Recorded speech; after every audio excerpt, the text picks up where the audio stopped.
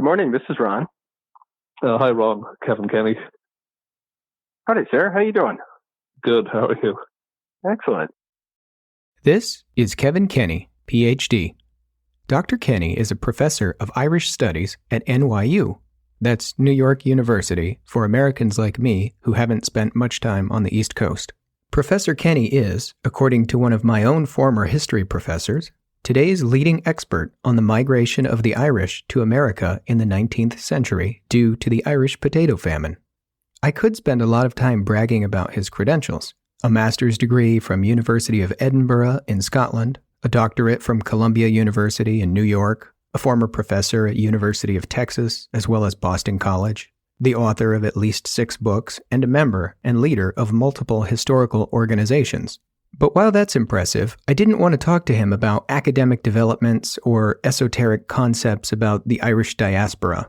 In May of 2019, I asked this Ivy League professor to call me so we could talk about my great-great-grandmother.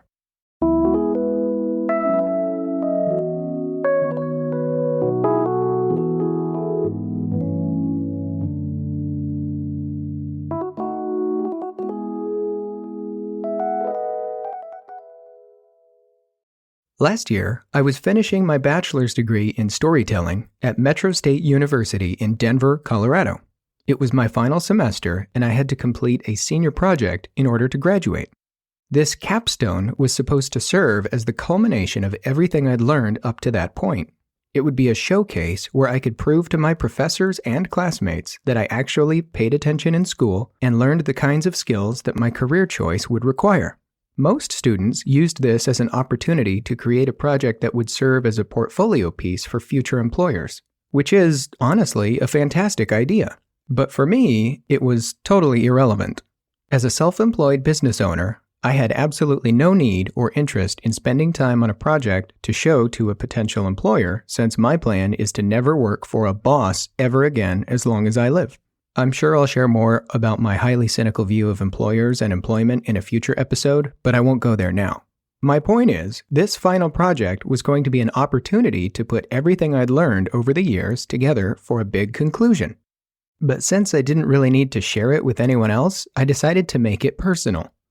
Some of my classmates did capstone projects such as how to build a website, or why the Jamstack is superior for web development, or one that stood out from the rest, a day in the life of a burlesque dancer.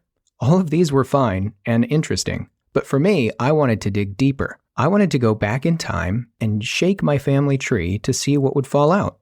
I wanted answers to some questions that had been lingering in my mind for over 30 years. I'd always been fascinated by the questions, who am I and why am I here? Now, many people ask themselves these questions all the time, but they do so from a very philosophical and eternal perspective. They understand that there are big picture answers to those questions, but I think that some people seem to forget that those questions have very practical and simple answers as well. For example, take the question, who am I? One very simple yet accurate answer is, I'm a child of my parents. And this, to me, begs another question. Who are they? Which of course can also be answered, they are children to their own parents. Well, if you then ask, and who are they? I know the answer to that. My parents' parents are my grandparents. That's easy. I have lots of wonderful memories of my grandparents, spending the night at their house and coming over for Thanksgiving and Christmas and things like that. But if you take this line of questioning up another generation or so, that's where you start to lose me. Who are my great-grandparents or my great-great-grandparents? Now that's a deep thought, and a question I don't have an answer to, especially with the Irish side of the family. I've always known that my paternal grandmother's side of the family came from Ireland, but really, that's all I've known. I never knew who these people were. I didn't know when they came here, or why, or how.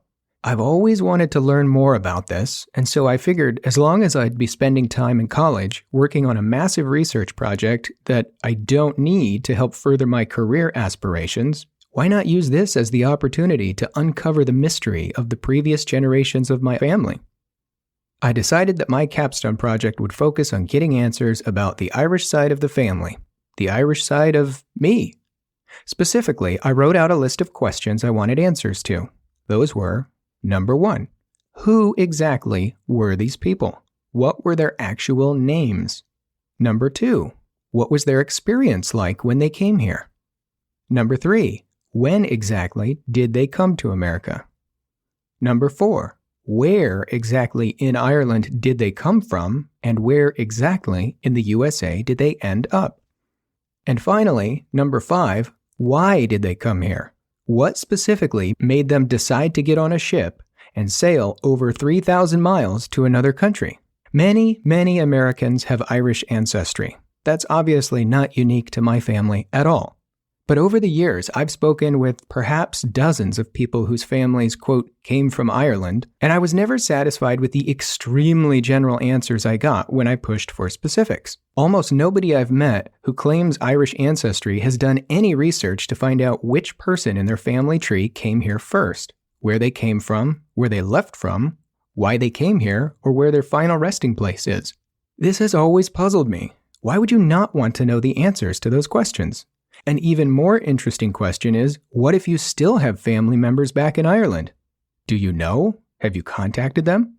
In case you can't tell, I have a long history of irritating people by asking so many questions, and I suppose this is just one of those many topics where I want deep, substantive knowledge rather than just repeating something vague I've overheard from someone else in the family over the decades. So, to create my capstone project, I took 5 days during my spring break to fly from Colorado to Pennsylvania to visit the East Coast to glean as many answers to these mysteries as I could find. I visited churches, birthplaces, schools, cemeteries, the Statue of Liberty, and Ellis Island, getting answers to filling in the blanks in my family history. But most of the things I discovered on my trip were only based in cold, hard facts or data. I was able to get answers on dates of birth, dates of death, and final resting places, but all of those just created a black and white outline, a skeleton of what happened and when. I needed to call in an expert to help add life and color to this picture. It was one thing for me to see born 1840, died 1893, written on a headstone, as in the case of Andrew McElwee, my great-great-great-grandfather. But I needed someone to help me figure out what happened between those dates. There's a whole lot of life that happened in those 53 years, and I wanted to know what that life might have looked like. So that's why I wanted to talk to Kevin Kenny, the Irish Studies professor. He didn't have all the answers, of course, but he certainly knew more than anybody else about this exact topic, and amazingly, he knew all about the exact town in Pennsylvania where my family lived. Mount Carmel is a coal mining town in Northumberland County, deep in the anthracite coal region of Pennsylvania near the Appalachian Mountains. Fans of the faux reality TV show The Office would be pleased to know that it's about an hour outside of the fictional headquarters of Dunder Mifflin in Scranton. So, after my trip to Pennsylvania, I spent some time collecting my notes, reviewing photos, scanning death, birth, baptism, and census records, and I created a profile for each of my family members, where they lived, where they were born, where they died, etc., and then talked to Dr. Kenny to help me fill in the blanks to get a sense of who these people were. I told him I was researching 3 sets of family names. Number 1, the Gradys, who came to America sometime between 1849 and 1870. Number 2, the McElweys, who came here between 1844 and 1862. And number 3, the Callahans, who came here circa 1884. I asked about which of these families, if any, would have come to America specifically as a result of the famine. So the first 2, it would be plausible. The impact of the famine on emigration really was from 1845 to 1855. It's a whole decade of disruption. The famine itself lasts until 1851, but 1851 is the peak year of emigration. It's when emigration reaches its highest point. So any time between 1845 and 1855 is what we would count as the famine migration. So both of the first 2, especially if the first one is early in those years, would have been during the disruption caused by the famine. But then the famine in turn leads to massive long-term emigration that continues for the rest of the 19th century. So the famine is a trigger for continued emigration. I was able to pinpoint a few specific counties where we suspect our family members came from, in Ireland, and as you might guess, their surname was a very helpful clue in determining their county of origin. So with that in mind, I asked him to describe what was life like for people back then in those locations. For example, what was life in County Sligo like for the Gradys in the 1820s? And what was County Donegal like for the McElweys in the 1840s and 1850s? It's interesting that you came up with the Donegal connection, because a lot of people from Donegal settled in the mining region of Pennsylvania, partly Northumberland County where Mount Carmel is, but also Schuylkill County and Carbon County. So when you mentioned the name McElwee, that certainly struck me as a northern name and a Donegal name. Donegal is one of the most remote parts of northwest Ireland, and the county south of it is Sligo. So it's the same part of the country, the northwest corner of Ireland. So that would be the poorest part of the country. It would be the part of the country where people were most likely to speak Irish. Most Irish speakers, that's Gaelic, by that time were bilingual. They spoke English as well, but the more elderly among them probably still would have been monolingual Irish speakers, which is interesting. And it would have been a part of the country from which there was relatively little emigration before the famine. People had started to emigrate from Ireland before the famine, but from that part of the country, the poorest part of the country, people didn't emigrate for two reasons, basically. One is they couldn't afford to, because the poorest of the poor never emigrate. It's always people with some resources who emigrate. And secondly, they didn't really want to. They wanted to stay if they could. What allowed them to stay was potato cultivation, subdividing their farms into small holdings children could take over. But that whole system then breaks down because of the famine, because subdividing land holdings was dependent on potato cultivation. But if the potato fails once, you're not going to take that risk again. So that's the kind of society they came from. It's one where they had very small farms. They were tenants. They didn't own the land. They rented the land from people higher up in the social scale. They lived on very small farms, sometimes as small as a quarter of an acre, but that was sufficient to grow potatoes to feed their children. They had large families, and nobody knew the famine was coming. So it was a fairly stable but poor society in which emigration was low. Traditional Irish culture, including the language, survived in that part of the country most. So what I'm saying would apply to both Sligo and Donegal. So, having established the fact that in all likelihood, these people were subsistence farmers with large families who came to America almost entirely due to the failure of the potato crop, I wanted him to do a little myth busting. I asked him about a rumor that Pop Pop Pete, my great-grandpa, apparently told my dad a few times, many decades ago. When my dad asked him, "Hey, Pop Pop, why did your family come to America anyway?" he responded, "We got kicked out of Ireland for stealing pigs." I'm sure you can tell by now that I was looking for answers, and I couldn't let this one go. I asked Dr. Kenny to comment on this. Did he think this was a joke? Was it a lie? Was it the truth? A mix of all three? Were the McElweys literally exiled from Donegal for stealing pigs? It could be a joke or a metaphor, but it conceals truth as well. All of those elements of folklore do. So whether it's literally true, I wouldn't know, but does it indicate something about society? Sure it does. And it gets back to the point I made that the people in Sligo and Donegal didn't own their land. They were small tenant farmers. They were very poor. Historically, the Catholic population had been dispossessed of the land centuries earlier as part of colonial conquest. So if, for example, you went fishing for salmon or trout, you would be fishing on the landlord's property and you would be subject to prosecution or eviction.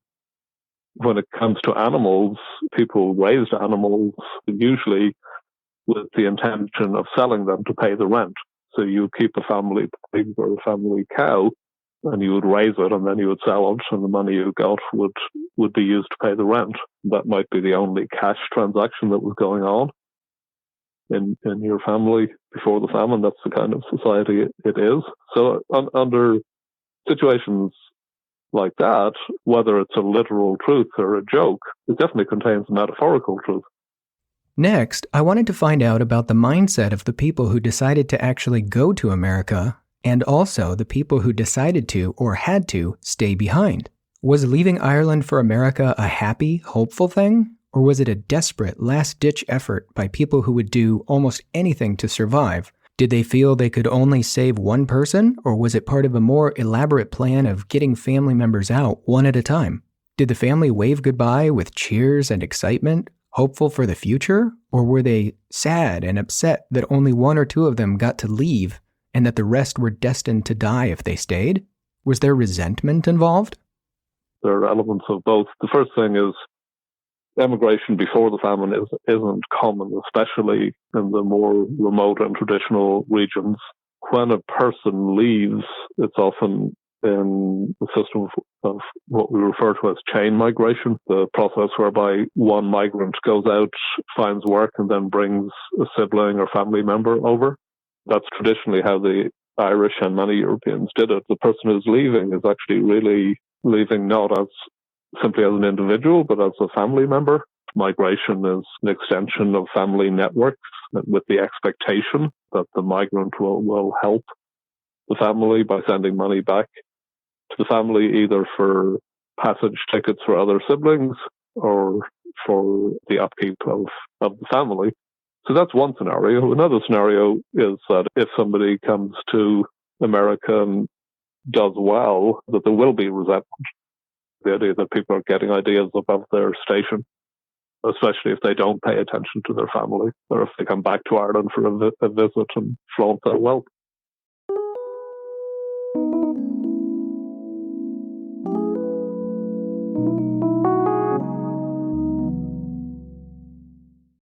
Micron is made possible by Leader Digital. Leader Digital is a digital agency for small businesses that don't want to stay small. We design, build, and host websites, then provide internet marketing services, including search engine marketing, digital ads, blogging, email newsletters, social media management, and much more. Most importantly, we make your phone ring. If you have a business with a website that sucks, or if your marketing needs help in a serious way, visit leaderdigital.com, that's LIEDER, digital.com, and get in touch ASAP. Seriously, it's my company. If you contact Leader Digital, you'll be talking to me, the host of this show. How cool is that? All right, back to the podcast.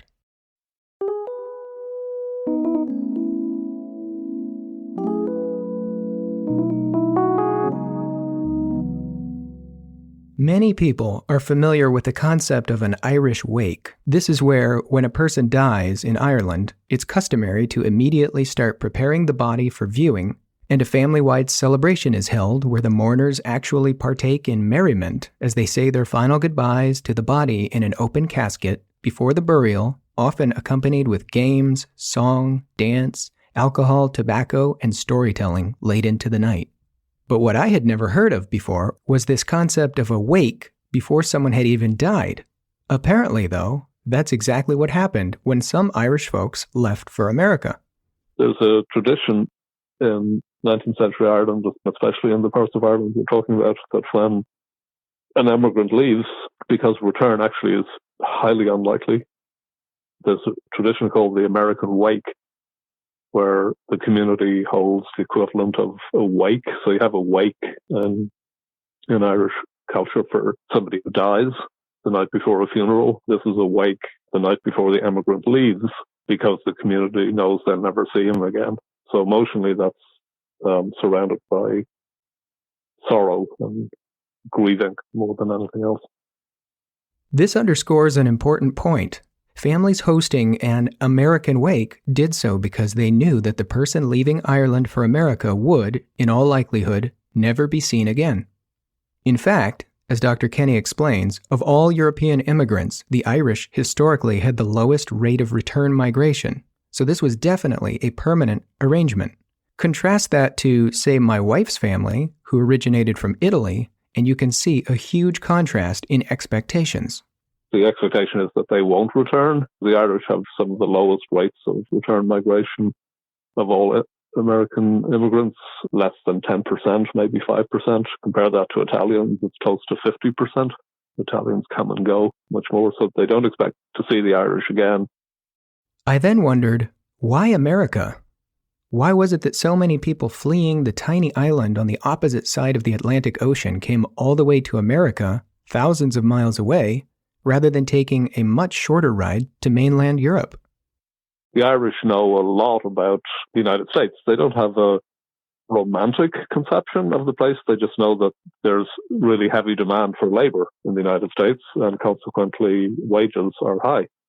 So if they can get to the United States, they know that they have a better chance of making a life for themselves, for any family members they bring over. And that's a product, again, of chain migration. They also know that, conditions are harsh in American industry, but if it's a choice between those harsh conditions and potential starvation by staying in Ireland, then you're still going to make the move. And some of the harshest conditions are in the coal mines of Pennsylvania. It's a brutal place to work. This brings me to the very specific part of my questions for him about Mount Carmel, a coal mining town in Pennsylvania, which, as you heard, he says was a brutal place to work. He's not kidding.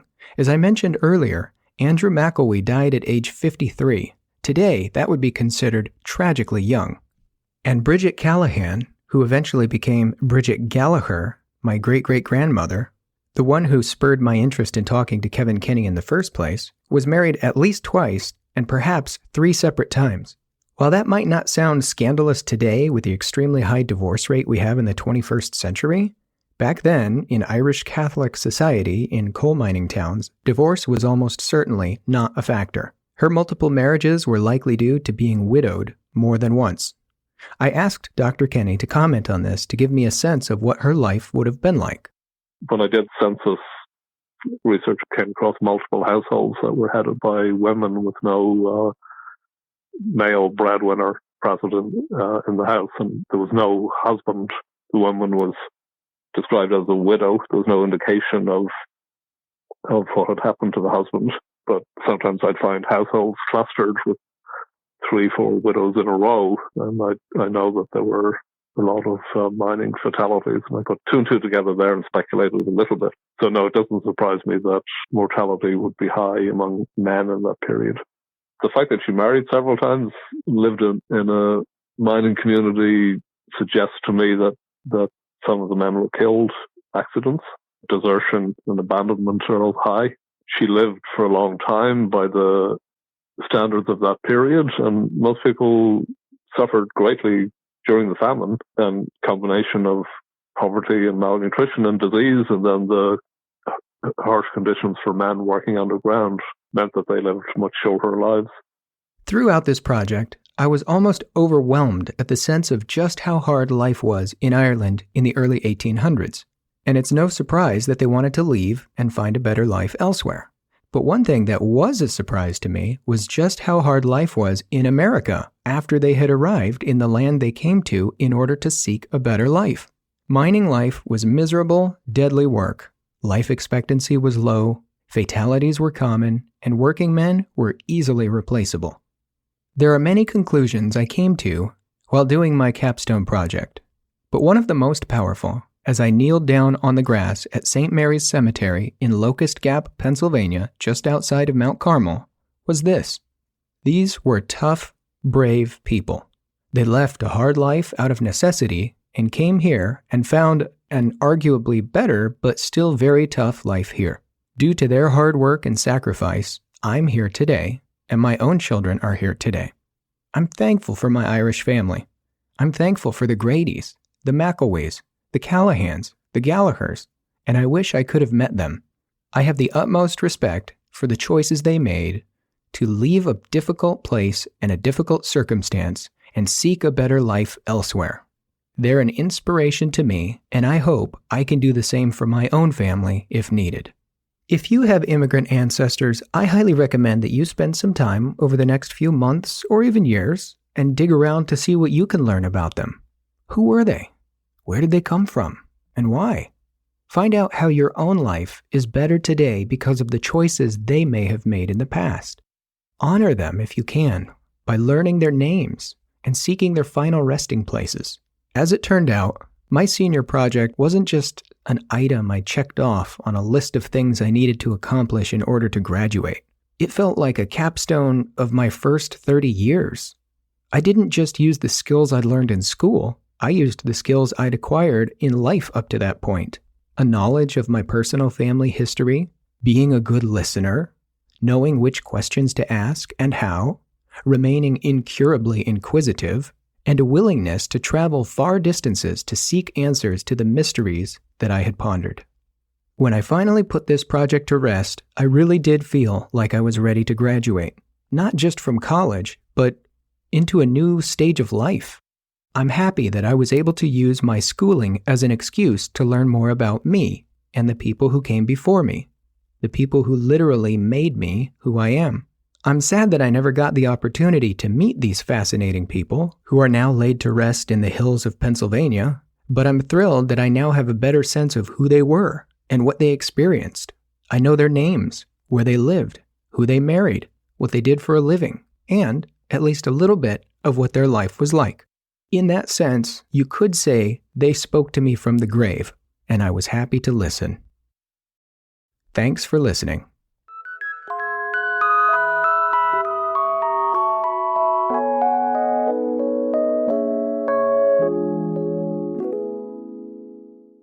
You've been listening to Micron, a one-man podcast with short episodes about life, travel, discovery, learning, and failure.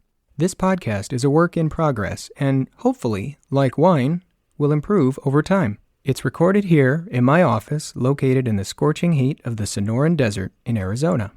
If you liked this episode of Micron, or even if you didn't, let me know. I'm always open to feedback, including questions, comments, and episode suggestions. Send an email to feedback@micronpodcast.com. I promise you, I will actually read and try to respond to every single message. I'm listening to you. Thanks for listening to me. To view photographs, read episode transcripts, or find resources mentioned in the show, visit micronpodcast.com. And don't forget to subscribe using your favorite podcast app, including Apple Podcasts, Spotify, Overcast, Stitcher, and more. Thanks for listening to Micron.